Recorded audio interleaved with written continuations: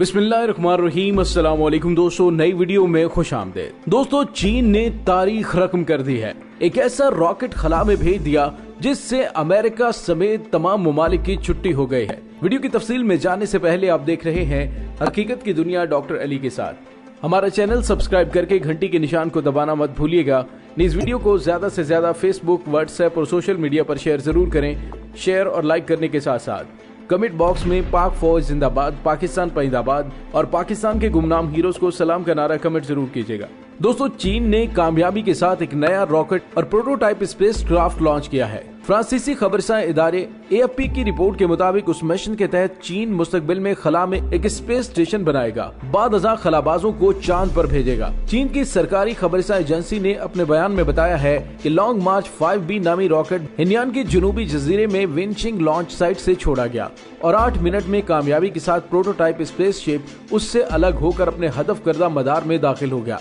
Agency ने मजीद बताया कि कार्गो रिटर्न कैप्सूल का एक टेस्ट वर्जन भी कामयाबी से रॉकेट से अलग हो गया। रिपोर्ट में मजीद बताया गया कि स्पेसशिप एक दिन खलाबाजों को खला में दाखिल करेगा और चीन का ये मंसूबा 2022 तक मुकम्मल करने का इरादा है, जिसके बाद इस स्पेसशिप का अगला हदफ चांद है। दोस्तों, इस स्पेसशिप में 6 अफराद की टीम की गुंजाइश मौजूद है। चीन मैंड स्पेस एजेंसी के जी किमिंग ने प्रेस कॉन्फ्रेंस में बताया कि टेस्ट फ्लाइट्स के मुकम्मल होने के बाद उसे स्पेसशिप और कैप्सूल की वापसी जुमे तक मतवक्को है। दोस्तों, याद रहे कि अमेरिका वो वाहिद मुल्क है जिसने कामयाबी के साथ इंसानों को चांद पर भेजा है, मगर चीन ने एक बड़ी मुहिम शुरू की है और इसके इरादे चांद से दूर तक के हैं। चीन की तरफ से खला में भेजे जाने वाला मार्च 5B 54 मीटर लंबा और 849 टन वजनी है। अलबत्ता बीजिंग भी इस हवाले से काफी सरगर्म है और खला में खलाबाजों को भेजने के साथ मदार में सैटेलाइट भी भेजे जा चुके हैं। दोस्तों, याद रहे कि रवां साल मार्च और अप्रैल में चीन की जानिब से खला में रॉकेट भेजने के 2 मंसूबे नाकाम हो चुके हैं। गुज़िश्ता साल दिसंबर में चीन ने 2020 में अपने मरीख मिशन को आगे बढ़ाने के लिए दुनिया के सबसे ताकतवर रॉकेट लॉन्च किया था। फ्रांसीसी खबरसां एजेंसी AFP के मुताबिक चीन के नशरियाती इदारे CCTV पर दिखाई गई बराह रास्त नशरियात में Shijian-20 सैटेलाइट पे लोड पर मुश्तमिल भारी लॉन्ग मार्च 5 रॉकेट को जनूबी जजीरे हिन्यान में वाक़ लॉन्च साइट से रात 8:45 पर भेजा गया था। चीन की सरकारी खबरसां एजेंसी जिंगहवा के मुताबिक 2000 सेकंड्स के बाद Shijian-20 सैटेलाइट को अपने पहले से तयशुदा मदार में भेजा गया। रिपोर्ट के मुताबिक रॉकेट लॉन्च मुस्तकबिल के खलाई मिशनों से मुतल्लिक कलीदी टेक्नोलॉजीज की जांच करेगा। जुलाई 2017 में उस रॉकेट की लॉन्चिंग की नाकाम कोशिश के बाद गुज़िश्ता साल की कामयाबी की वजह से चीन का खलाई प्रोग्राम वापस अपनी समत में लौट आया था। दोस्तों, वाज़ेह है कि बीजिंग ने अपने हरीफ अमेरिका से मुकाबला करने के लिए अपने खलाई प्रोग्राम में अरबों डॉलर की सरमायाकारी की है और खुद को एक बड़ी आलमी ताकत जाहिर करने की तस्दीक की थी।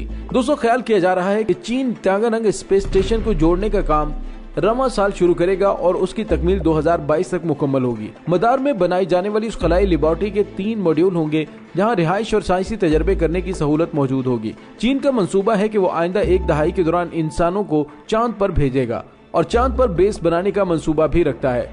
चीन 2019 में दुनिया का वो पहला मुल्क बना था जो चांद के तारीख हिस्से में पहुंचा था, जहां उसने एक मसनूई चांद नस्ब किया था जो अब वहां से 450 मीटर दूर चला गया है। चीन का अगला हदफ मरीख पर तहकीक करना है और रवां साल उसके आगाज का इम्कान है। चीन के मुताबिक उन्होंने पहले ही जमीन की तहकीक से मुतल्लिक कुछ मंसूबों की तहकीकात के लिए अमेरिका के साथ ताउन कायम कर रखा है। उन्होंने एतराफ किया कि अमेरिका और चीन में खलाई तहकीक और इंसानों के खला में जाकर तहकीक करने के हवाले से बहुत फर्क है। अमेरिका माजी हाल और मुस्तकबिल करीब में इस हवाले से सबसे आगे है। दोस्तों, याद रहे कि चीन की नेशनल स्पेस एडमिनिस्ट्रेशन ने लॉन्ग मार्च 11 रॉकेट्स को भी एक बहरी जहाज के लॉन्चिंग पैड से खला में रवाना करने का कामयाब तजर्बा गुज़िश्ता साल मुकम्मल किया था। ये पहला मौका था जब चीन ने खला में रॉकेट भेजने के लिए समुद्र में मौजूद प्लेटफॉर्म का सहारा लिया और तजर्बे के दौरान 7 रॉकेट्स को खला में भेजा गया। उनमें 5 रॉकेट कमर्शियल बुनियादों के लिए डिजाइन किए गए थे, जबकि 2 रॉकेट में तजर्बाती पेलोड खलाई तहकीक भेजे गए। उस कामयाबी के बाद अमेरिका और रूस के बाद चीन ऐसा करने वाला तीसरी आलमी ताकत बन गया जो कि समुद्र से खला में रॉकेट लॉन्च करने की सलाहियत रखता है। समुद्र से खला में रॉकेट लॉन्च करने से लागत कम होती है, जबकि तजर्बा नाकाम होने पर नुकसान का खदशा भी कम होता है। चीन इस वक्त वाहिद मुल्क है जिसके पास समुद्र से खला में रॉकेट लॉन्च करने के लिए प्लेटफॉर्म्स मौजूद है और लॉन्च टेक्नोलॉजी मुकम्मल तौर पर उसकी अपनी है। इससे कबल अमेरिका और रूस की तरफ से चीन से समुद्र से जो रॉकेट खला में भेजे गए उनके लिए प्लेटफॉर्म मुख्तलिफ ममालिक के ताउन से तैयार किए गए और 2014 से उन पर काम बंद कर दिया गया। चीन की जानिब से जो तजर्बा किया गया वो हुकूमत और निजी इंडस्ट्री के इश्तराक से हुआ, क्योंकि जिस रॉकेट खला में भेजा गया वो एक शहरी कार्गो जहाज था, जबकि एक चीनी ब्रांड ने उस तजर्बे के लिए स्पॉन्सर किया था।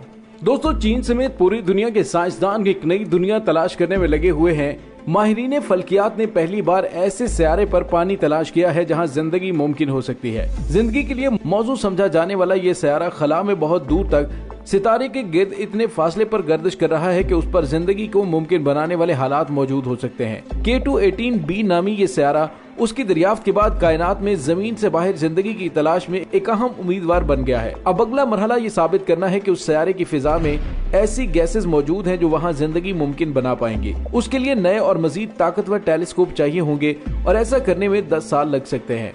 दोस्तों, उस दरियाफ्त की तफसील साइंस के जरीदे नेचुरल एस्ट्रोनॉमी में शाया की गई। उस मिशन के रहनुमा साइंसदान यूनिवर्सिटी कॉलेज ऑफ लंदन के प्रोफेसर गियोवाना टेंटी ने पानी की उस दरियाफ्त को होश उड़ा देने वाली दरियाफ्त करार दिया। उन्होंने पहली बार कहा कि हम एक ऐसे सियारे पर पानी के आसार देख रहे हैं जो अपने सियारे से इतने फासले पर गर्दिश कर रहा है कि वहां जिंदगी मुमकिन हो सकती है। यूनिवर्सिटी कॉलेज की डॉक्टर इंगवाल्ड मान के मुताबिक सियारा K2-18b जमीन से 111 नूरी साल यानी कि 650 मिलियन मील के फासले पर है और वहां खलाई गाड़ी भेजना मुमकिन नहीं। उन्होंने कहा कि सूरत हाल में वहां जिंदगी की मौजूदगी के बारे में मालूमात के लिए हमें खला में देखने वाली टेलीस्कोप के उन नए मॉडल्स का इंतजार करना होगा जो सन 2020 की दहाई में तैयार होंगे। उन टेलीस्कोप की मदद से हम उस सियारे के माहौल में ऐसी गैस की मौजूदगी का पता चला सकते हैं जो सिर्फ जिंदगी के वजूद से पैदा हो सकती है। ऐसे सियारों को अंग्रेजी जुबान में एक्सोप्लैनेट कहते हैं जो हमारे निजाम शमसी से बाहर हों। पहला एक्सोप्लैनेट 1992 में दरियाफ्त हुआ था। मुख्तलिफ तरीके इस्तेमाल करते हुए इंसान अब तक अपने निजाम शमसी से बाहर 4000 सियारे दरियाफ्त कर चुका है। उनमें बहुत सी दुनियाओं के बारे में ख्याल है कि उनका साइज मुश्तरी या नेपच्यून नामी सियारों जितना है। बहुत से बड़े साइज के सियारे अपने सितारों के बहुत करीब गर्दिश करते पाए गए। नया दरियाफ्त होने वाला सियारा जमीन से दुगना बड़ा है और उसका दर्जा हरारत 0 और 40 डिग्री सेंटीग्रेड के दरमियान है और वहाँ पानी मौजूद हो सकता है। माहिरीन के नजदीक ये दरियाफ्त इस सवाल को जिंदा कर देती है कि आया जमीन कायनात में अपनी जैसी वाहिद जगह है। एक मुश्किल सवाल जिसका जवाब माहिरीन फल्कियात को तलाश करना है वो ये है कि कौन सी गैस होगी जिसको इस सियारे पर जिंदगी का हतमी सबूत समझा जाएगा।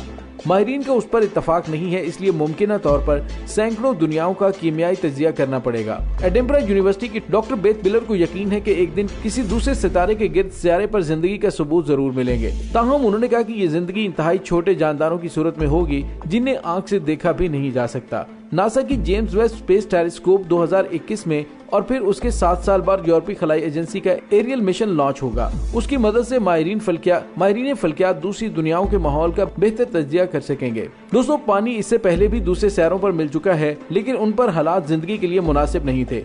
कम दर्जा हरारत वाले सियारे तलाश करना मुश्किल काम है। सियारा K2-18b सन 2015 में दरियाफ्त हुआ था और उसका शुमार उन सैकड़ों सियारों में होता है जिनका मास जमीन और नेपच्यून के दरमियान में है। उम्मीद है कि आइंदा चंद बरसों में नासा सैकड़ों मजीद ऐसी दरियाफ्तें कर सकेगा। दोस्तों, याद रहे कि कोरोना वायरस के हवाले से अमेरिका और चीन के दरमियान शदीद कशीदगी पाई जा रही है। इतवार के रोज अमेरिकी वज़ीर ख़ारजा ने दावा किया था कि उनके पास वाज़ेह सबूत मौजूद है कि कोरोना वायरस चीन के शहर वुहान की लेबोरेटरी से शुरू हुआ। चीन के सरकारी अखबार ग्लोबल टाइम्स ने अपने इदारिये में माइक पोम्पियो के अंग्रेजी का जो लफ्ज तर्जमा किया, उर्दू में उसका मानी गैर इखलाकी शख्स लिया जा सकता है। आलमी इदारे सेहत का कहना है कि अमेरिकी हुकूमत की तरफ से ये दावा महज कयास पर मबनी है और उसने इसके कोई शवाहिद नहीं देखे। अमूमन चीन के सरकारी ज़राए अबलाग में शाया होने वाले इदारिये से चीनी हुकूमत की सोच का अंदाजा लगाया जा सकता है, लेकिन अब तक अमेरिकी वज़ीर ख़ारजा के बयान पर चीन के सरकारी सतह पर कोई बाकायदा रद्द अमल सामने नहीं आया। ग्लोबल टाइम्स ने माइक पोम्पियो के मुज़हिका खेज नजरियात और हक़ाइक़ को तोड़ मोड़ कर पेश करने का इल्जाम लगाया और माइक पोम्पियो के खिलाफ इल्जामात का ये सिलसिला मंगल को भी जारी रहा। ग्लोबल टाइम्स इदारिये में कहा गया कि अमेरिकी वज़ीर ख़ारजा झूठ बोलकर एक तीर से 2 शिकार करना चाहते हैं। पहली बात तो यह है कि वो नवंबर में होने वाली सदारती इंतखाबात में सदर ट्रंप को कामयाब करवाना चाहते हैं और दूसरा ये कि वो सोशलिस्ट चीन से नफरत करते हैं और खास तौर पर उसको तरक्की करते हुए नहीं देख सकते।